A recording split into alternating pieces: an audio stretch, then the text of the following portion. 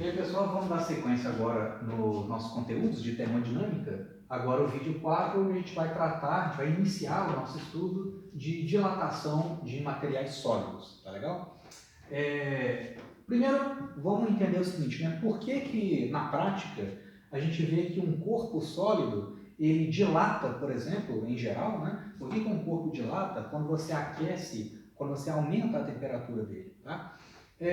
A explicação bem resumida, né, é o que eu coloquei aqui, ó, a explicação mais qualitativa é justamente isso aqui que eu coloquei. A gente pode enxergar um corpo sólido como sendo um arranjo estrutural bem regular e bem rígido, né, bem organizado de partículas, né? Então, cada partícula ocupa ali uma posição muito bem definida no interior daquele sólido, né? Num corpo sólido, as partículas não têm liberdade, ao contrário do que acontece nos líquidos e nos gases, né? As partículas não têm liberdade para sair passeando pelo interior do material. Elas têm uma posição de equilíbrio, né, muito bem definida, tá? E isso ao longo de toda a estrutura tridimensional do corpo.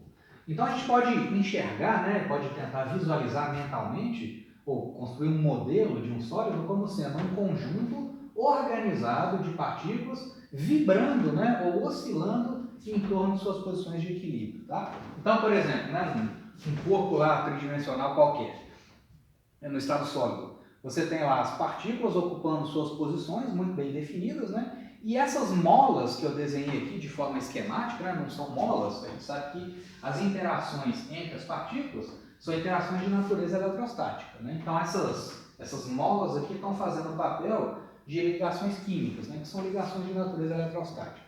Então a gente percebe, sabe, né, que microscopicamente essas partículas, cada uma delas, tem liberdade para se movimentar, para oscilar periodicamente em torno das suas posições de equilíbrio. Então, a estrutura não é completamente rígida, né? Essas partículas têm uma pequena liberdade para se movimentar ao longo dos três eixos, né? O eixo X, Y, Z. Tá? E essa vibração é consequência da temperatura do material. Tá? Quanto maior a temperatura do sólido, maior a amplitude dessas oscilações.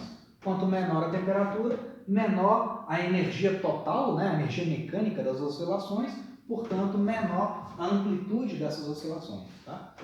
Então, um corpo dilata justamente por causa dessas vibrações. Né? Quando você aumenta a temperatura do corpo, a amplitude desses movimentos térmicos, né, a amplitude dessas oscilações térmicas, tende a aumentar também.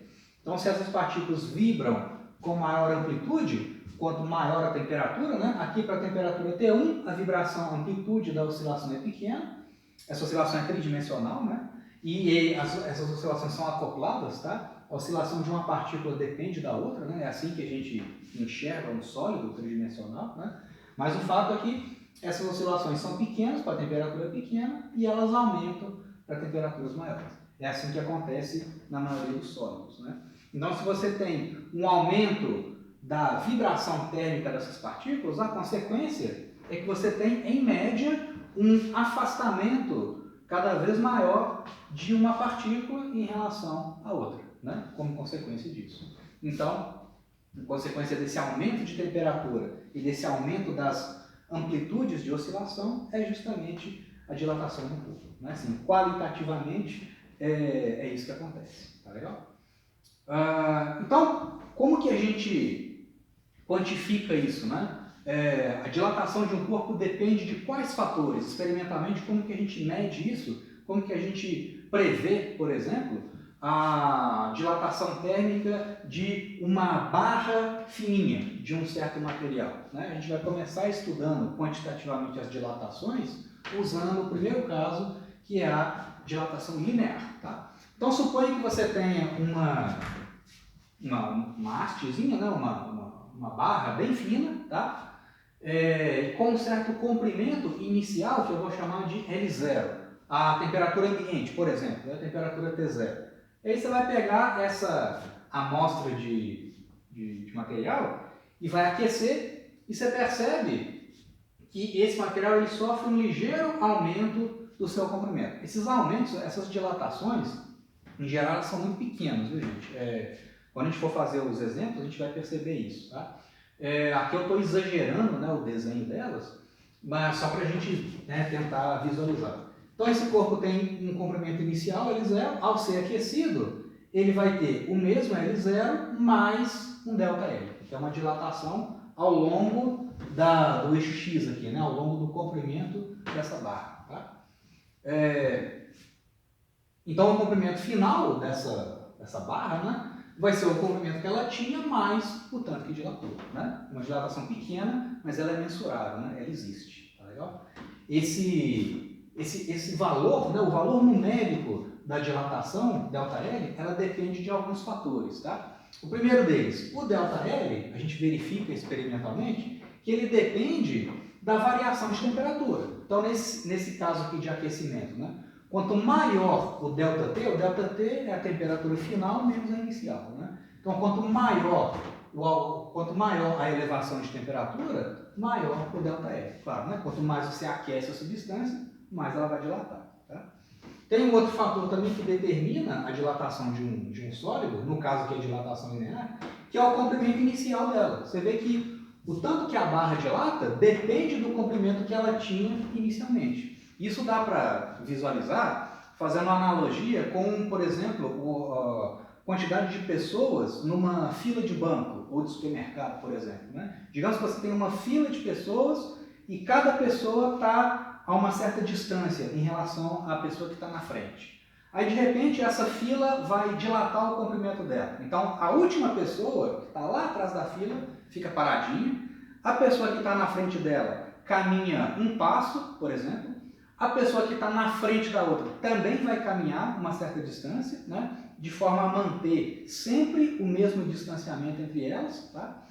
Então, o que você percebe é o seguinte, depois que a fila dilata de um certo tanto, o comprimento final dela, o tanto que ela dilatou, é tanto maior quanto maior o comprimento inicial. Porque, veja bem, se inicialmente a fila era pequena e cada pessoa vai se distanciar de uma certa quantidade, o comprimento final, né, a dilatação final, vai ser pequena. Agora, se a fila inicialmente tinha um comprimento muito grande, se você tinha muitas pessoas inicialmente na fila e cada uma delas vai caminhar um certo tanto, vai aumentar o distanciamento de uma certa quantidade, então, no caso de uma fila muito grande inicialmente, ela vai ter uma dilatação grande também. Então, fazendo essa analogia com a quantidade de pessoas numa fila e o distanciamento entre cada pessoa aumentando cada vez mais, dá para mentalizar isso aqui, né? Quanto maior o comprimento da fila inicialmente, maior a dilatação que ela vai ter e maior o comprimento final dela. Tá? Então isso a gente percebe na prática também, né? Os átomos vão se distanciando uns dos outros, né? Por conta como consequência do aumento das amplitudes, né, de oscilação.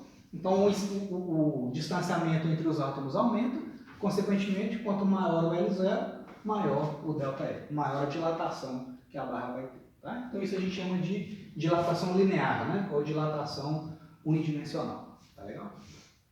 Eu também não esqueci de mencionar no início, né? Na prática, essa questão da dilatação ela é muito crítica, né? E no dia a dia a gente vê isso. Por exemplo, quando um pedreiro lá ele vai assentar, por exemplo, umas lajotas, né? Por exemplo, na parede lá de uma cozinha, ou vai assentar um tanto de ladrilhos, né, no chão, fazer um revestimento, ele tem que deixar um espaçamento entre as lajotas, né? Então ele vai fazer um mosaico com azulejos, por exemplo, né? Ou na parede ou no chão. Então ele vai colocar um tanto de lajotas aqui assim, né? Ele tem que deixar um certo espaçamento entre as lajotas, justamente porque aí num dia quente, essas lajotas aqui vão dilatar, e se esse espaçamento aqui não existisse, o que ia acontecer? Se ele coloca as lajotas muito pertinho uma da outra, o que vai acontecer? Elas vão uma comprimir a outra e vai danificar a estrutura, né? Então, claro, tem materiais que dilatam mais, então você tem que deixar com um distanciamento maior, outros materiais dilatam menos, né? Então você pode deixar um espaçamento menorzinho. O espaçamento ideal depende do material, né? Tem uma fotografia interessante no livro de vocês, no Halliday, ele discute isso. É um caso clássico, né? É de uma linha de trem que foi construída lá na Rússia, se não me engano, no início do século XX, na primeira metade do século XX. Então, o que o pessoal fez? É uma linha de trem gigantesca, são milhares de quilômetros de extensão. Então, qual foi o erro que o pessoal cometeu na hora de fazer o assentamento dos trilhos do trem? Bom, eles fizeram, ao que tudo indica lá na história, lá, né, que ficou registrado, o pessoal fez o assentamento dos trilhos de trem num período de frio na Rússia, né, no período de inverno na Rússia. Bom, no período de inverno, esses trilhos, eles têm a tendência de contrair o seu comprimento, né? Como diz aqui a expressão, se você abaixa a temperatura do corpo, ele vai contrair, né? O tamanho dele vai diminuir. Então eles fizeram o assentamento desses trilhos de trem, de milhares de quilômetros de extensão, num período de inverno. E não deixaram um espaçamento adequado entre cada par de trilhos. O que aconteceu quando chegou o verão? Quando chegou o período mais quente, esses trilhos dilataram e como não tinha uma folga adequada entre eles, o que aconteceu? Os trilhos começaram a se retorcer e tiveram um prejuízo de muito dinheiro, né? Muito dinheiro jogado fora por causa dessa deformação que ficou nos trilhos por causa da dilatação térmica. Okay? Então, isso é uma coisa muito crítica. Na construção de pontes, por exemplo, né, tem que se levar em conta esses espaçamentos devido à dilatação térmica para não romper, não comprometer a estrutura. Tá legal? Então, a dilatação térmica é simplesmente isso, né? A dilatação do corpo, ou no caso dessa barra, né, unidimensional, essa barra fininha, depende do L0, depende do ΔP e depende desse fator alfa, que é o coeficiente de expansão térmica. Esse alfa é um número tabelado para cada material, né? Cada sólido, né? Cada substância sólida tem o seu alfa característico, né? As unidades de alfa dá para a gente sacar aqui da expressão, né? Unidade de alfa o que é alfa? É ΔL sobre L0 sobre o ΔP, né? Então, unidade de alfa, unidade de comprimento sobre unidade de comprimento, com metro por metro, e aqui embaixo a unidade de temperatura, que é graus Celsius. Então a unidade de alfa é 1 sobre graus Celsius, ou graus Celsius a menos 1. Graus Celsius a menos 1 ou Kelvin a menos 1, porque a gente já viu no vídeo anterior que uma variação de 1 grau Celsius é igual a uma variação de 1 Kelvin. Então, expressar o alfa em graus Celsius a menos 1 ou Kelvin a menos 1 é a mesma coisa. Tá? Então aqui, por exemplo, vamos pegar 3 casos, né? Em geral, o alfa, pessoal, é um número muito pequeno. Aqui tem 3 exemplos. O alfa do cobre é 17 vezes 10 a menos 6 graus Celsius a menos 1, ou Kelvin a menos 1. Né? O alfa do alumínio, 23 vezes 10 a menos 6. O alfa do vidro, 9 vezes 10 a menos 6. Quanto maior o alfa, maior a facilidade do corpo dilatar. Né? Maior a dilatação daquele material para um dado aumento de temperatura. Né? Então aqui, por exemplo, o cobre, na verdade, o alumínio dilata mais do que o cobre, dilata mais do que o vidro. Tá? E sempre em geral, são números pequenos. Tá? Da ordem de 10 a menos 6 ou até menos. Tá legal? E aqui só uma outra observação, que é o seguinte, né? Aqui a gente está falando de dilatação dos corpos numa única dimensão. Mas, na verdade, todas as dimensões lineares do corpo também dilatam. Né? Aqui eu não falei, por exemplo, da dilatação da espessura da barra, mas ela vai acontecer também. Então, aqui, por exemplo, ó, você tem uma régua, né, toda milimetrada, né? E aí, digamos que você é uma régua maciça, tá? Mas aí você faz um furinho nessa régua. Né? Você faz um furinho oco nessa régua. Que está uma temperatura T0, temperatura ambiente, por exemplo. Aí você vai e aquece esse corpo. O que vai acontecer? Ele vai dilatar. Ele não vai dilatar só no comprimento. Ele vai dilatar no comprimento e na espessura também, né? Eu exagerei aqui o desenho, né? Depois que você aqueceu a amostra, eu exagerei aqui a dilatação, só para mostrar que esse furinho, mesmo sendo oco, ele pode ser maciço ou pode ser oco, tá? Essa regiãozinha aqui, não interessa. Ele vai dilatar da mesma forma. Então, o diâmetro desse furinho vai aumentar também. Todas as dimensões lineares vão aumentar na mesma proporção, ou seja, no mesmo alfa. Mesmo que esse furinho seja oco, né, mesmo que ele seja vazio, ele vai dilatar também. O raio, se você aplicar essa expressão para a dilatação do raio desse furinho, ele vai obedecer justamente o que é esperado para a dilatação linear. A gente verifica que o ΔR, ou seja, né, o raio, a dilatação, o aumento do raio desse furinho vai ser o raio inicial vezes o alfa vezes o ΔT. Mesmo que esse furinho seja oco, ele vai dilatar na mesma proporção do restante do material, ou seja, com o mesmo alfa. Beleza? Então aí eu quero agora, agora que a gente falou de dilatação linear, vai ficar super fácil falar de dilatação superficial e depois dilatação volumétrica dos sólidos. Tá? Vamos falar um pouco agora de dilatação superficial e a gente vai aplicar essa expressão aqui também. Nós vamos usar essa fórmula para o estudo de um corpo que vai se dilatar em duas dimensões. Tá? Então vamos passar para cá.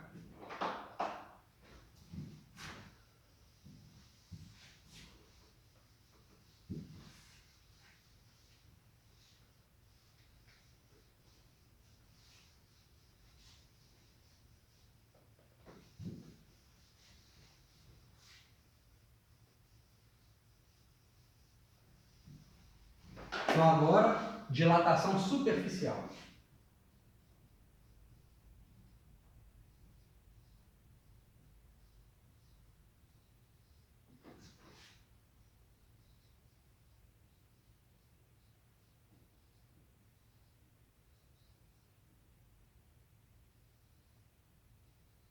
Então o raciocínio vai ser muito parecido, só que agora a gente vai levar em conta tanto a dilatação ao longo do comprimento, de uma chapa, por exemplo, quanto a dilatação da largura dela. Tá?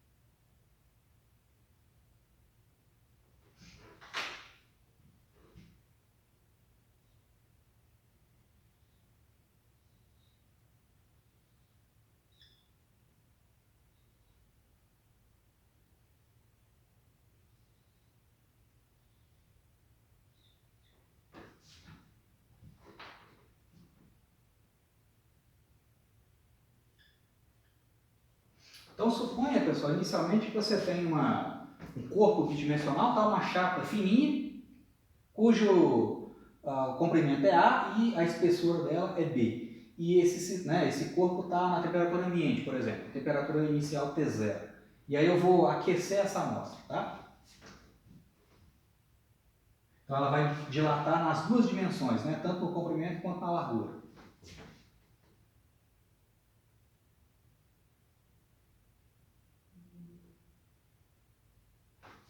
Eu vou aproveitar o próprio desenho aqui e fazer o seguinte, né? O comprimento inicial é A, a largura inicial é B,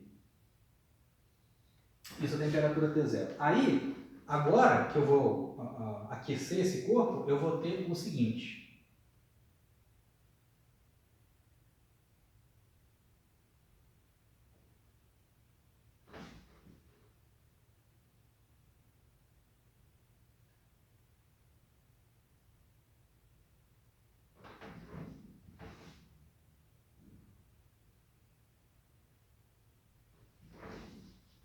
Então aqui eu tinha inicialmente o comprimento A. Depois que eu aqueci essa amostra, agora a temperatura não é mais T0, né? A temperatura é TF. e essa chapa agora aumentou de tamanho. Então o comprimento dela agora vai ser A somado com a dilatação, ΔA, e a largura, né, a espessura, né, a altura aqui desse corpo vai ser B mais ΔB. Então agora, nessa temperatura final maior do que T0, a chapa agora é isso tudo aqui, né? Isso aqui, o que eu tinha inicialmente, mais essas dilatações. A mais ΔA e B mais o ΔB. Tá legal? Então olha só, gente, a área inicial da chapa era simplesmente A vezes B, né? A vezes B. Agora, a área final vai ser o seguinte, né? Vai ser o novo comprimento e a nova altura. Então, A mais ΔA vezes B mais ΔB. Onde ΔA e ΔB são os aumentos lineares, né, ao longo de cada dimensão. O ΔA, eu vou usar a expressão da dilatação linear. O ΔAzinho, dilatação do comprimento, né, dessa chapa, é o Azinho, que eu tinha, né, inicialmente, vezes o alfa desse material, que constitui a chapa, né, vezes ΔT. O ΔB, a dilatação da altura aqui, né, dessa chapa, vai ser o que eu tinha inicialmente, Bzinho vezes alfa vezes ΔT. Né? Azinho e Bzinho são os comprimentos iniciais. Então, como é que vai ficar a área final dessa chapa aqui? A área final vai ser o seguinte, vai ser Azinho mais o ΔA, que é o que eu tinha inicialmente, vezes alfa, vezes o aquecimento ΔT, variação de temperatura, né? E o outro vai ficar a altura Bzinho mais a dilatação, que é Bzinho alfa, né? ΔT.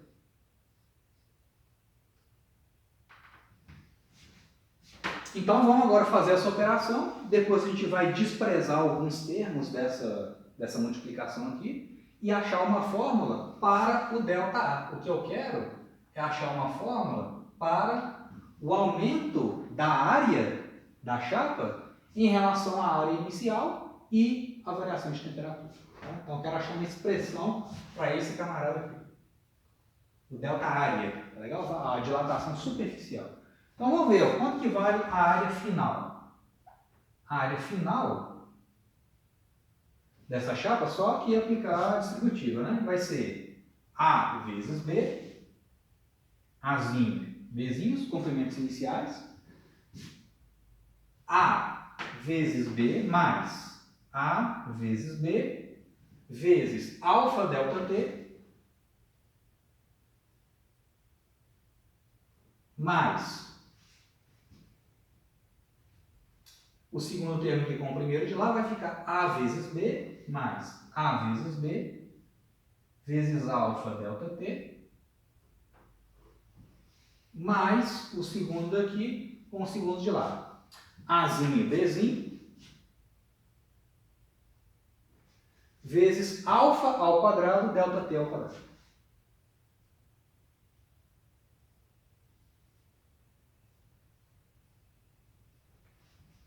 Alfa ao quadrado vezes ΔT ao quadrado. Tá? Vamos só ajeitar aqui essa expressão e depois achar o que eu quero, que é uma expressão para o delta área. Legal? Vou passar por lá de cá.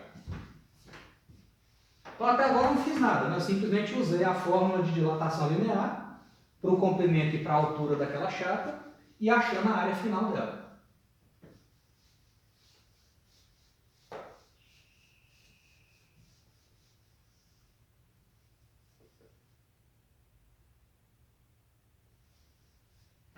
Então, como é que vai ficar isso aqui? Antes de passar para o lado de cá, gente, já vamos fazer uma aproximação aqui, tá? Eu acho que está meio óbvio o que a gente vai fazer, né?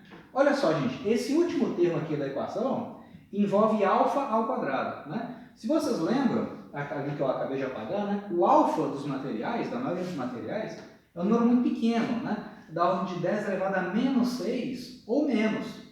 Então, se você tem alfa ao quadrado, você vai ter alfa ao quadrado, tipicamente, é da ordem de 10 elevado a menos 12, né? Porque você tem 10 elevado a menos 6 elevado ao quadrado, você vai ter da ordem de 10 a menos 12. Então, esses termos aqui, por exemplo, esse termo e esse, variam, são da ordem de 10 elevado a menos 6. E esse último termo, tipicamente, é da ordem de 10 elevado a menos 12, ou seja, 6 ordens de grandeza menor do que esse, do que esse, do que esse. Então, esse cara aqui, ó, a gente pode, sem medo de errar, a gente pode falar que ele é aproximadamente zero. Ou seja, ele é desprezível em relação aos outros. Tá legal? Então, fazendo essa aproximação, eu vou chegar numa fórmula mais compacta, tá? Para o delta área. Eu vou ter o seguinte, que a área final dessa chapa, ela vai ser A vezes B. Mas o que é A vezes B, gente? A vezes B é a minha área inicial. É a área que eu tinha na temperatura inicial. Então, a área final é igual à área inicial mais AB alfa delta T, AB alfa delta T. Então, eu vou ter duas vezes AB alfa delta T. Então, vai ser duas vezes A vezes B vezes alfa delta T. Mas o que é A vezes B? A vezes B, Azinho e Bzinho, é o A0.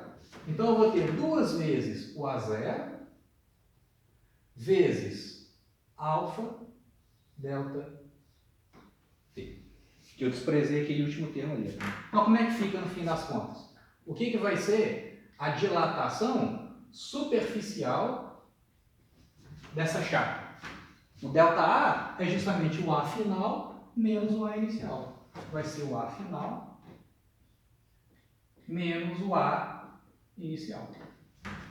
Esse cara menos esse vai ser área inicial. O que sobrou do lado direito aqui? Ó? Área inicial vezes 2 alfa vezes 2 alfa vezes delta T.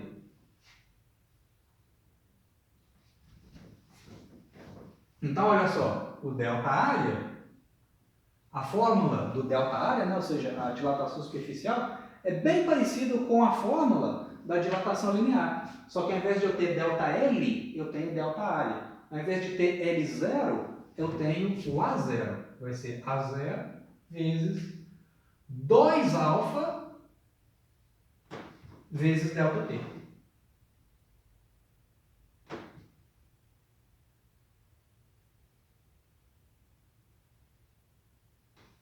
Onde esse fator de 2 aqui, gente, olha só, no caso da dilatação linear, era só alfa, né? Comprimento inicial, alfa delta T. Aqui eu tenho área inicial vezes 2 alfa vezes delta T. A fórmula é muito parecida, mas a constante que aparece aqui é 2 alfa. Por quê? Porque eu estou trabalhando com um corpo bidimensional. Esse 2 aqui é consequência do fato de eu ter duas dimensões. Tá? Então, por isso que os materiais, ou melhor, as tabelas, né, de materiais, eles só me dão o alfa, que é o coeficiente linear. Porque se eu quiser saber o coeficiente de dilatação superficial do material, é só eu pegar o 2 alfa. Esse 2 alfa aqui, ó, esse sujeito, é o coeficiente de dilatação superficial.